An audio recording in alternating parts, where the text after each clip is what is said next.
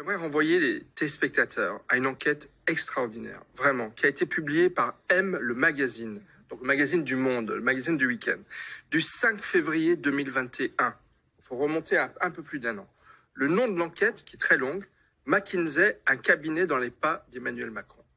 Voilà ce qui énerve Emmanuel Macron. Ce qui énerve Emmanuel Macron, c'est d'ailleurs ce que votre confrère a demandé hier à Emmanuel Macron. Et c'est cela qui l'a énervé. C'est qu'en fait, il est reproché à Emmanuel Macron des accointances avec ce cabinet un peu trop proches, un peu trop importantes par rapport au fait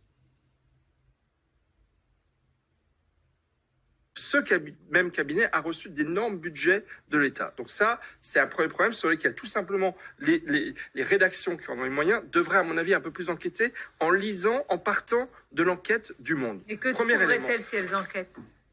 Ah bah je sais pas, le problème de conflit, c'est ça qui gêne Emmanuel Macron, c'est qu'il y a peut-être des risques de conflit d'intérêts, ou de trop grosse proximité, peut-être des renvois d'ascenseurs, je n'en sais rien, je ne suis pas enquêteur, mais je sais que là, il y a une donnée importante qui est cette enquête remarquable du Monde, il y a maintenant plus d'un an, donc c'était pas au moment de la polémique, c'était bien avant, dans laquelle il y a des éléments. La deuxième chose que j'aimerais dire, Jean Castex a été nommé Premier ministre, il est monté au perchoir de l'Assemblée nationale prononcer son discours de Premier ministre en disant « Je vais redonner à l'intendance ses lettres de noblesse. Je vais faire de l'intendance, je vais être le grand intendant de la République. » Sur le Covid, sur la crise Covid, qui a tué plus de 120 000 personnes en France, c'est au moment de la gestion de la crise Covid que ces cabinets de conseil ont eu le plus de budget.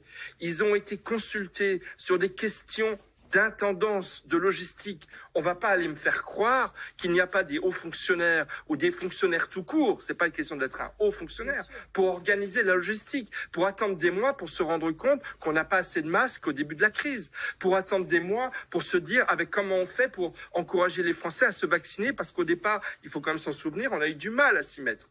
Donc si vous voulez, c'est pas des cabinets de conseil de s'occuper de l'organisation logistique ou alors qu'on nous le dise que l'État n'est plus capable de le faire. Mais dans ce cas-là, l'État français... On ne peut pas dire ça à des Français qui payent autant d'impôts pour avoir... C'est pas possible. Donc, si vous voulez, je l'entendrai pas. Exactement. Donc moi, je n'arrive pas à croire qu'il n'y ait pas les ressources humaines et l'intelligence dans les corps de l'État pour pouvoir gérer. Regardez les régions, comme elles ont réussi à supporter la gestion de la crise Covid, pendant qu'au niveau de l'État, sur conseil de cabinet de conseil, payés à 1 milliard d'euros, n'ont pas été capables. Donc voilà les deux raisons, à mon avis, pour lesquelles Emmanuel Macron est peut-être un petit peu énervé.